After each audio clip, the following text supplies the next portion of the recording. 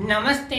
पिछले वीडियो के अंदर हमने मोनेरा के बारे में अध्ययन कर लिया था। इस वीडियो के अंदर हम जानेंगे कि प्रोटिस्टा क्या होता है। देखो, हमने मोनेरा पढ़ लिया, आज हम प्रोटिस्टा पढ़ लेंगे, ठीक है। उसके बाद हमारा फंजाई, एनिमेलिया और प्लांट, ये तीन जगत बचेंगे, ठीक है। आज देखो इसमें देखते हैं प्रोटिस्टा। देखो, प्रोटिस्टा जगत जो है, इसके अंदर वैज्ञानिकों के अंदर भी अभी एक मत नहीं हुई है, वैज्ञानिक भी, कि आखिर जो प्रोटिस्टा है उसकी सीमाएं हैं किस प्रकार से निर्धारित की जाएं। क्योंकि कई वैज्ञानिकों के लिए जो एक प्रोटिस्टा जगत का सदस्य है, वो दूसरे वैज्ञानिकों के लिए प्लांट जगत जो है, वनस्पति जगत जिसे कहा जाता है, उसका सदस्य होता है, ठीक है। मतलब वो वैज्ञानिक जो है उसको प्लांट की नजर से देखते हैं, कई वैज्ञानिक उसे प्रोटिस्टा की नजर से देखते हैं। तो अभी तक इस जगत की ठीक तरह से सीमाएं निर्धारित नहीं है, लेकिन जितनी हमारी बुक में दे रखी है, एनसीईआरटी की बुक में दे रखी है, वो आज हम यहाँ पे पढ़ेंगे। तो प्रोटिस्टा के बेसिक जो है वो है कि ये सबसे पहले तो यूनिसेल्युलर जीव होते हैं, एक कोशिकीय जीव होते हैं और यूकैरियोटिक जीव होते हैं। मैंने आपको उस टेबल में भी पढ़ाया था कि एकमात्र मोनेरा जगत प्रोकैरियोटिक होता है, बाकी सभी यूकैरियोटिक जीव होते हैं, ठीक है। और ये क्या होता है, एक कोशिकीय होता है, मोनेरा भी एक कोशिकीय होता है।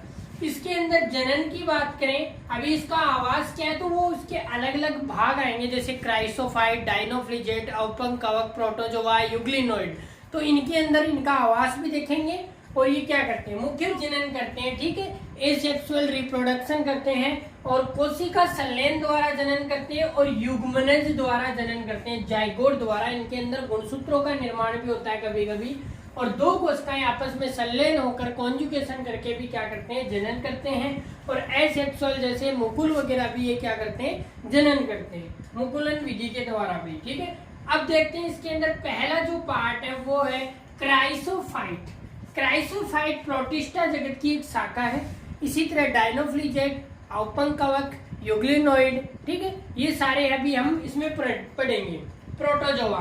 तो क्राइसोफाइट जो होता है, क्राइसोफाइट के अंतर्गत गोल्डन एल्गी, सुनहरे शैवाल और डाई एटम एक जीव होते हैं, वो इस जगत के अंतर्गत रखे गए हैं, ठीक है। स्वच्छ जल में यानी कि प्योर वाटर में पाया जाता है। प्योर वाटर मतलब नदी का जल या हम जल जो पीते हैं, कुएं का जल, उसमें पाए जाते हैं। और लवणीय जल मतलब समुद्र का जल, समुद्र के जल में पाए जाते हैं, ठीक है। मतलब ये शुद्ध और लवणीय और स्वच्छ जल दोनों में पाए जाते हैं, ठीक है। अब ये जो डाई एटम जीव है, ये डाई एटम जीव जब ये मर जाते हैं तो इनके शरीर पे जो सेल वॉल होती है, कोशिका भित्ति, ये कोशिका भित्ति गलती नहीं है और समुद्र के पैंदे में जाके जम जाती है। लाखों करोड़ों साल से वहां पे जम जाती है और इकट्ठा हो जाती है। और ये जो इकट्ठा हो जाती है कोशिका भित्ति, इसे कहते हैं डाई एटमी मर्दा, डाई एटमी मर्दा। और ये डाई एटमी जो मर्दा है, इसके उपयोग बहुत है। इसके उपयोग है पॉलिश करने में, ठीक है। इसका उपयोग क्या होता है, पॉलिश करने में इसको काम में लिया जाता है, ठीक है। हमारा दूसरा आता है डायनोफ्लिजेट, ठीक है, प्रोटिस्टा के अंतर्गत। तो डायनोफ्लिजेट जो होते हैं वो समुद्री होते हैं, समुद्र के अंदर पाए जाते हैं और प्रकाश संश्लेषी होते हैं, ठीक है। प्रकाश की उपस्थिति में ये अपना पोषण तैयार करते हैं। डायनोफ्लिजेट के अंदर विशेष प्रकार के वर्णक पाए जाते हैं, जिनके आधार पे ये भूरे, नीले, लाल और पीले कलर के होते हैं, ठीक है। इनके अंदर कुछ विशेष प्रकार के वर्णक पाए जाते हैं, जिनके कारण ये भूरे, नीले, लाल, पीले होते हैं। और इनकी जो सेल वॉल है वो सेलुलोज की बनी हुई होती है, सेलुलोज, सेलुलोज की इनकी जो सेल वॉल है वो बनी हुई होती है। और इनके अंदर कसाब पाए जाते हैं। कसाब जैसे इस तरह से ये कोई जीव है, ठीक है, कसाब यहाँ पे पाए जाते हैं। और एक कसाब जो होता है, ये जो आकृति है यहाँ पे, इसे कहते हैं कसाब। और कसाब जो होते हैं, एक छोटा होता है तो दूसरा क्या होता है, बड़ा होता है, ठीक है। और इनकी सबसे बड़ी खास बात ये है कि इनके अंदर एक जो लाल डायनोफ्लिजेट पाए जाते हैं। लाल डायनोफ्लिजेट की कोशिकाओं के अंदर क्या होता है, लाल डायनोफ्लिजेट में विस्फोट होता है। और विस्फोट होने के कारण जो समुद्र का जल है वो क्या हो जाता है, लाल हो जाता है। और लाल होने के बाद लाल होने से क्या होता है, उसके अंदर विष का निर्माण हो जाता है, पूरे समुद्र के अंदर विष का निर्माण उत्पन्न हो जाता है, यानी जहर उत्पन्न हो जाता है। जो लाल डायनोप्लेट जब विस्फोट से क्या होता है, विष उत्पन्न हो जाता है और इस विष के कारण बड़ी बड़ी मछलियां भी मर जाती हैं। और इसका उदाहरण आता है गोनियोलैक्स, एक जीव आता है गोनियोलैक्स, ठीक है। ये गोनियोलैक्स कुछ इस प्रकार का ही होता है और इस लाल तो गोनियोलैक्स के इसका उदाहरण, इसमें लाल कोशिकाओं में क्या, लाल जो डायनोफ्लीजेट है उसमें विस्फोट होने के कारण एक विष उत्पन्न होता है और पूरे समुद्र का जो कलर है वो लाल हो जाता है, ठीक है, जहाँ पे वो विस्फोट हुआ है इस जीव में, और विष उत्पन्न करता है और उससे क्या हो जाती है, मछलियां और अन्य जीव जंतु जो समुद्र के अंदर पाए जाते हैं वो क्या हो जाते हैं, मर जाते हैं। अब तीसरा जो है हमारा वो है यूग्लिनोइड। यूग्लिनोइड भी प्रोटिस्टा का ही एक भाग है। इसके अंदर क्या होता है कि इसके तहत पाए जाने वाले जीव जंतु स्वच्छ जल के अंदर पाए जाते हैं।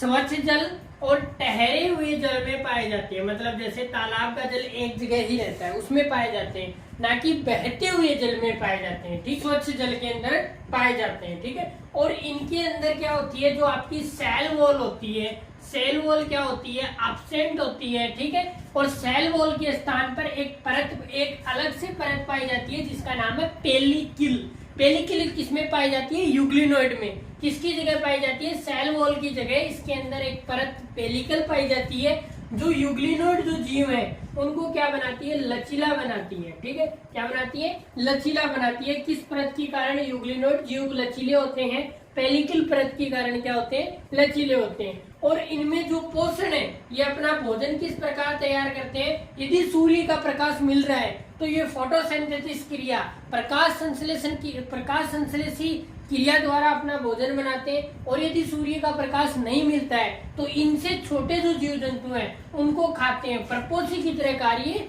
करते हैं, ठीक है, और अपना भोजन ग्रहण करते हैं।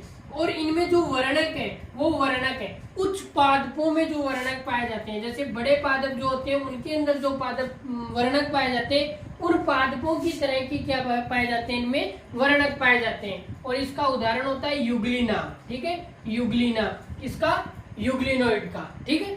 कवक, अब ये अवपंक कवक क्या होते हैं, अवपंक कवक सड़ी गली, इनका जो आवास होता है सड़ी गली, जैसे लकड़ी या नमी युक्त क्षेत्रों के अंदर ये पाए जाते हैं, ठीक है। और ये एक अपनी बहुत सारे अवपंक कवक मिलकर एक कॉलोनी का निर्माण करते हैं किसी विशिष्ट परिस्थिति के अंदर, तो उन्हें प्लाज्मोडियम कहते हैं उन कॉलोनियों को। और ये बीजाणु युक्त फलनकाय बनाते हैं, ठीक है, हवा के संपर्क में पादपों से चिपक जाते हैं डालियों के ऊपर, इन्हें बीजाणु युक्त क्या बनाते हैं, फलनकाय कहते हैं, ठीक है। उसके बाद इनका अगला जो आता है पार्ट वो आता है प्रोटोजोआ। प्रोटोजोआ जो होते हैं वो परपोषी प्रकार के परभक्षी और परजीवी प्राणी होते हैं। परपोषी यानी दूसरे से अपना भोजन प्राप्त करते हैं, ठीक है। ये जो प्रोटोजोआ होते हैं ये 4 प्रकार के होते हैं, अमीबीय प्रोटोजोआ, कसाबी प्रोटोजोआ, पक्षमावी प्रोटोजोआ और स्पोरोजोआ, ठीक है। तो प्रोटोजोआ अमीबीय, तो ये नाम से स्पष्ट है, इसकी आकृति कैसी होती है, अमीबीय आकार की होती है, मतलब ये अपनी आकृति को कैसे भी चेंज कर सकते हैं। इनका जो आवास होता है वो स्वच्छ जल में होता है, प्योर वाटर में ये पाए जाते हैं। और इनमें शिकार करने के लिए कूटपाद पाए जाते हैं। कूटपाद क्या होती है, एक हमारे जैसे शरीर में पैर हाथ होते हैं उसी तरह की एक इनमें अलग संरचना होती है जिसे कूटपाद कहते हैं, ठीक है, कुछ इस तरह की होती है। जैसे ये क्या है, यहाँ पे ये कूटपाद है। अब जैसे ही शिकार यहाँ पे आएगा तो ये अपने कूटपादों को इस तरह से बंद कर लेंगे, ठीक है, इस तरह से ये बंद कर लेंगे और वो शिकार यहीं पे रह जाएगा और उसको अंदर खा लेंगे। तो ये कूटपाद जैसी कोई कूटपाद की इनमें क्या पाई जाती है, संरचना पाई जाती है, जिसकी सहायता से ये क्या करते हैं, शिकार करते हैं। और इन जो अमीबीय प्रोटोजोआ होते हैं इनमें सिलिका जो तत्व आता है उसका कवच पाया जाता है, जिससे कि ये बाहरी विपरीत परिस्थितियों से लड़ सकें। इसका उदाहरण होता है एंट अमीबा परजीवी, ठीक है। अमीबा आपने देखा होगा इस तरह का, ये अपनी आकृति कभी भी बदलता रहता है। अब दूसरा इसका प्रकार है कसाबी। तो नाम से स्पष्ट है, कसाबी प्रोटोजोआ, नाम देखो कसाब, इसके अंदर क्या पाए जाते हैं, कसाब पाए जाते हैं। ठीक है, और ये क्या है, एक स्वतंत्र रूप से रहने वाला एक परजीवी होता है। ठीक है, और इसकी यदि ये इसका शिकार हो जाते हैं तो एक रोग होता है निद्रालु व्याधि नामक, इससे एक रोग हो जाता है। ठीक है, निद्रालु व्याधि नामक, जिसमें व्यक्ति को नींद ज्यादा आती है, और इसका उदाहरण होता है ट्रिपेनोसोमा, जो एक कसाबी प्रोटोजोआ है।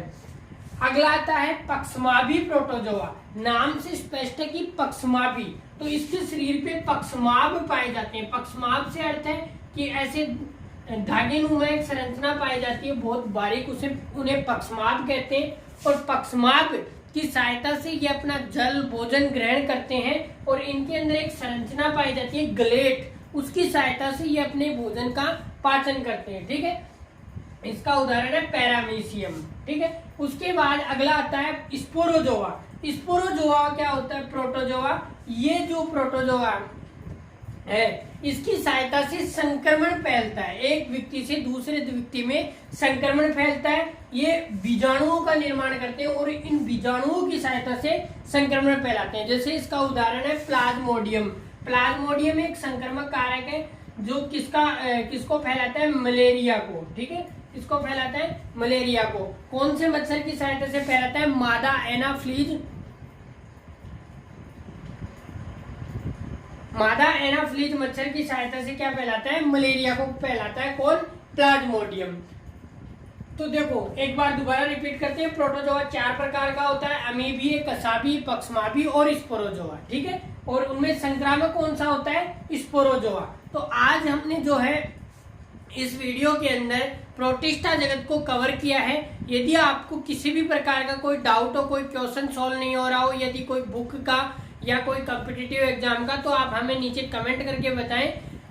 ठीक है, मिलते हैं हम नेक्स्ट वीडियो के अंदर। तब तक आप इस वीडियो को ज्यादा से ज्यादा लोगों तक शेयर कीजिए, और चैनल को अभी तक सब्सक्राइब नहीं किया तो चैनल को सब्सक्राइब कीजिए, और वीडियो अच्छा लगा हो तो लाइक कीजिए। मिलते हैं नेक्स्ट वीडियो के अंदर। जय हिंद।